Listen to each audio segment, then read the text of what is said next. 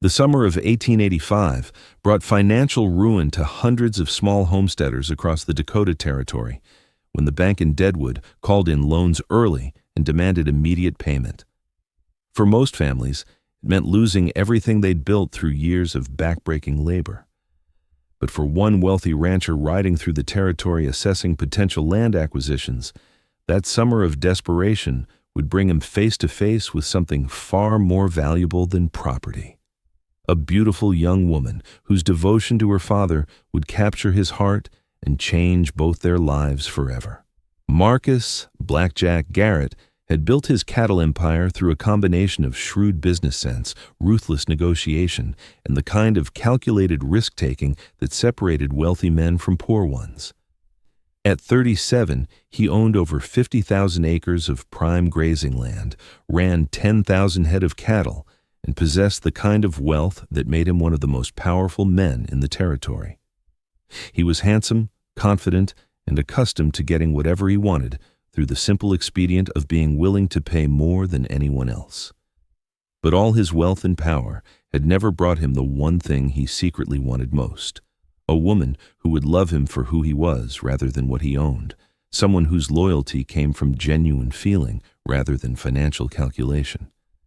That secret desire was about to be tested in ways Marcus never expected when he rode onto the struggling homestead of Thomas Crawford and witnessed something that stopped him cold with unexpected emotion. The Crawford place was clearly failing: run-down buildings, poorly maintained fences, and obvious signs of desperate poverty. Marcus had come to make an offer on the land, knowing Thomas owed the bank more than the property was worth and would have no choice but to sell at whatever price was offered. But what Marcus found in the front yard made him forget all about business calculations and land acquisitions. A young woman, maybe 21 or 22, was working with desperate intensity to repair a collapsed section of fence, her slender frame straining against posts that were clearly too heavy for her to handle alone. She wore a simple work dress that had seen better days, her long dark hair pulled back from a face that would have been beautiful if not marked by exhaustion and barely concealed desperation. What struck Marcus most was the fierce determination in her movements, the way she refused to give up despite obvious futility, the way she attacked each problem with renewed energy even when previous attempts had failed. This wasn't someone going through motions. This was someone fighting with everything she had to save something precious that was slipping through her fingers. "Emily!" An older man's voice called from the house, Thomas Crawford emerging with the defeated posture of someone who had accepted inevitable failure. "Stop wearing yourself out. There's no point anymore. The bank's taking the farm tomorrow, whether that fence is fixed or not."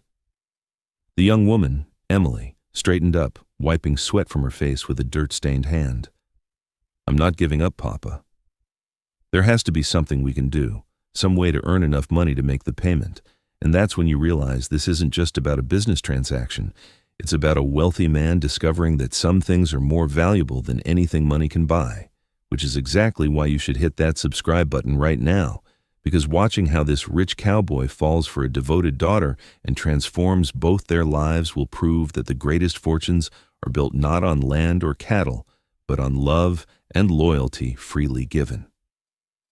Marcus dismounted and approached the pair with the confident stride of someone accustomed to commanding any situation. "Mr. Crawford, I'm Marcus Garrett. I'm here to discuss your property situation." Thomas's face fell further at the confirmation of what he'd been dreading. "You're here to buy the land from the bank after they foreclose." "I know. I've heard about you. Blackjack Garrett, the man who builds his empire on other people's failures." Marcus winced at the accurate but unflattering description. "I'm here to make an offer before the bank takes action." "What do you owe?" $800, Thomas said bitterly. "Due tomorrow, and I don't have half that amount. This land's been in my family for 15 years, and I'm going to lose it because of one bad winter and crops that failed." Marcus's attention was drawn to Emily, who was watching the conversation with fierce protectiveness toward her father and barely concealed desperation. "Is that your daughter?" "Emily, yes, my only child." Her mother died 5 years ago, and it's been just the two of us ever since. Thomas's voice broke. I've failed her just like I failed this farm. She deserves better than watching her father lose everything. But you haven't seen the most important part yet. Marcus studied Emily with growing intensity, seeing more than just physical beauty. He saw loyalty, courage, and the kind of fierce devotion that most men spent their whole lives searching for without ever finding. An idea formed in his mind, audacious and possibly insane, but compelling enough that he couldn't dismiss it. "What if I paid your debt?" Marcus said, his eyes never leaving Emily's face. $800 to clear the bank loan, plus another $200 to cover operating expenses and give you a fresh start. $1,000 total. Thomas stared at him in shock. Why would you do that? What would you want in return? Marcus finally looked at Thomas directly. Your daughter. Not as property, not as a servant, but as my wife. I pay your debt in full, you keep your land, and Emily comes with me to my ranch as Mrs. Garrett. The words hung in the air like gunsmoke, shocking in their directness and their implications. Emily's face went pale, then flushed with color as she processed what was being offered, salvation for her father in exchange for her future. That's not a proposal, that's a purchase, Thomas said angrily. My daughter's not for sale. I'm not buying her, Marcus corrected. I'm offering a solution that saves your farm and gives Emily a life of comfort and security instead of watching everything you've built get sold to the highest bidder. She'll have a beautiful home, servants, anything she could want, and legal protection as my wife, rather than being some poor man's desperate choice because she has no other options. He turned his attention fully to Emily. Miss Crawford, I know this is sudden and probably offensive to your sense of dignity, but I'm offering you honest marriage, complete respect, and financial security for both you and your father. In return, I'm asking you to come to my ranch, be my wife, and give me the companionship and loyalty I see you've been giving your father. It's a business arrangement, yes, but it could become more if we let it. Emily looked between Marcus and her father, seeing the desperation in Thomas's eyes despite his anger, knowing that refusing this offer meant losing everything her family had built over generations. How do I know you're not lying? How do I know you'll actually pay the debt and not just take me and leave my father to lose the farm anyway? Marcus respected her caution. We'll go to the bank together right now. I'll pay your father's debt in full and have the lien released before you set foot on my ranch. You'll see the paperwork, watch the transaction, and know your father's safe before you commit to anything.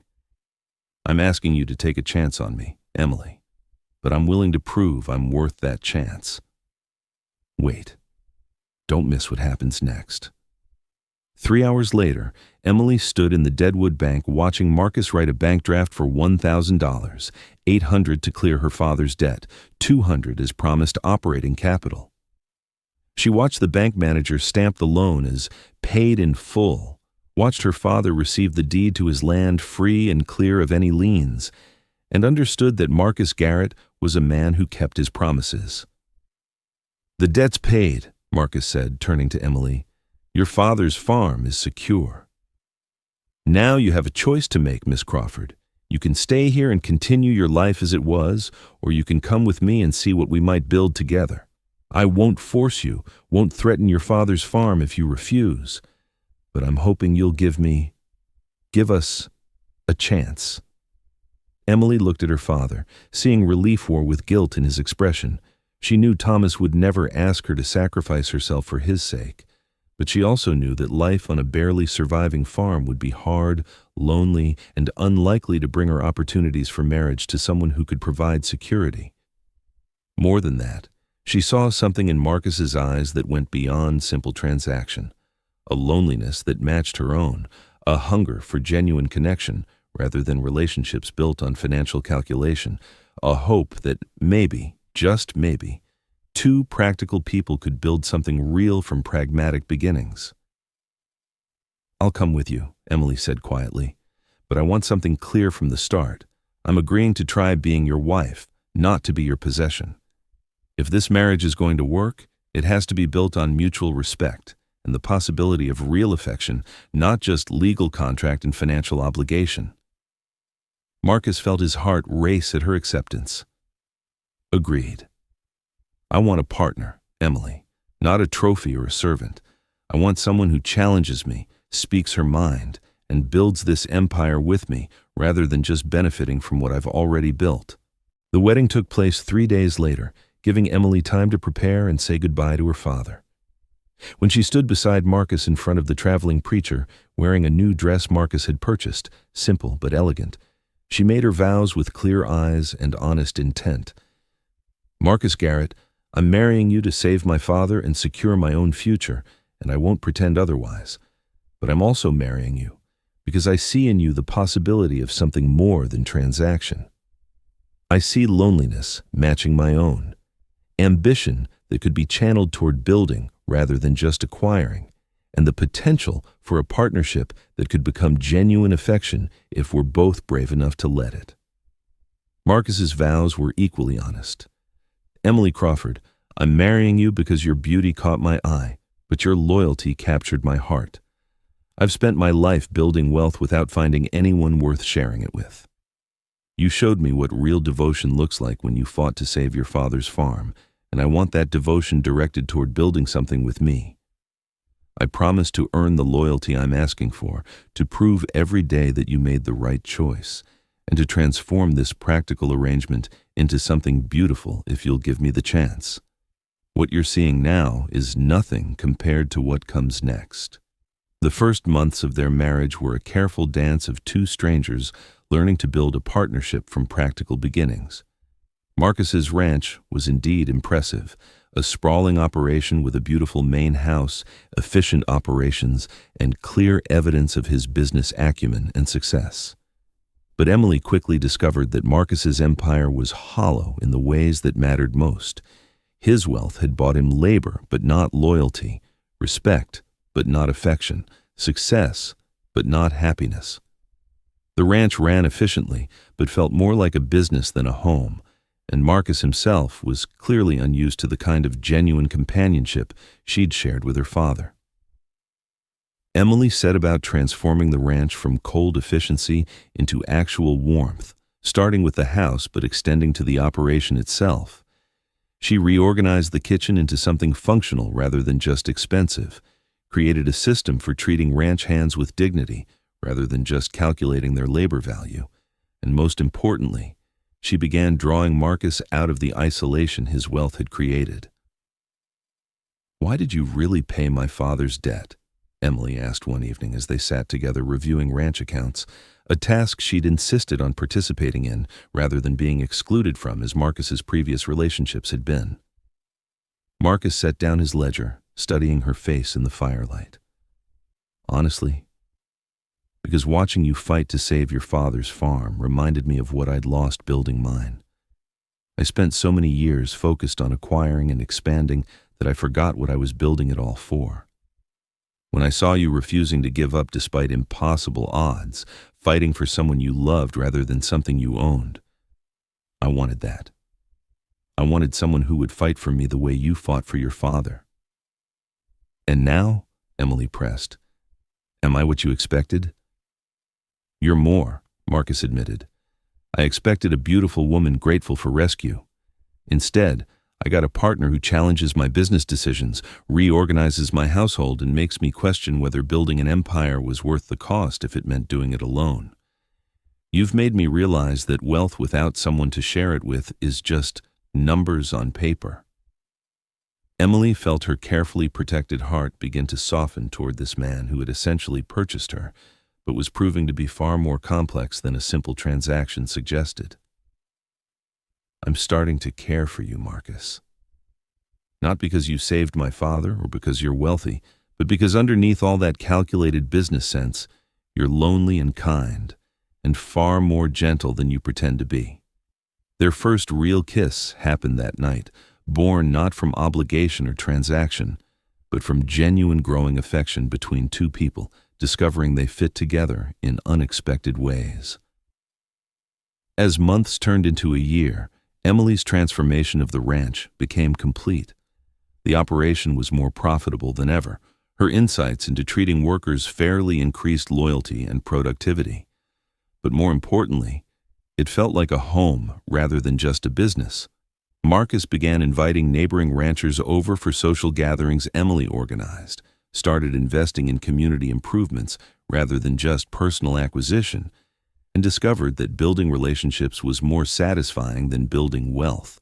Emily discovered her own transformation, from a desperate daughter fighting to save her father's farm into a confident partner who ran a successful ranch empire alongside a husband she'd grown to genuinely love.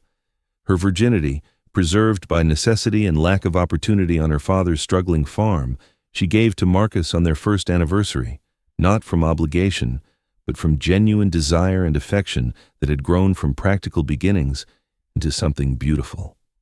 The children came in following years, 3 sons and 2 daughters who grew up understanding that their mother had been married to save her father's farm, but stayed because she chose to love their father. Marcus taught them that wealth was responsibility rather than privilege, that building empires meant nothing if you built them alone, and that the best investment he ever made was paying a $1,000 debt in exchange for a wife who transformed his entire life. On their 20th anniversary, as they watched their children working the ranch that had grown from Marcus's empire and Emily's heart, she reflected on the day he'd appeared in her father's yard. "Do you ever regret essentially buying me?" People still gossip about it, Blackjack Garrett purchasing a wife to save her father's farm. Marcus pulled her close, this woman who had transformed his lonely success into genuine fulfillment. "Let them gossip. They see a transaction, but I know the truth. I didn't buy you, Emily. I invested in us. Best investment I ever made, and the only one that truly mattered." "Best worst decision I ever made," Emily said, kissing him while their children pretended not to notice. "Worst because I essentially sold myself to save my father. Best because it brought me to you and taught me that sometimes the most practical arrangements become the most beautiful love stories."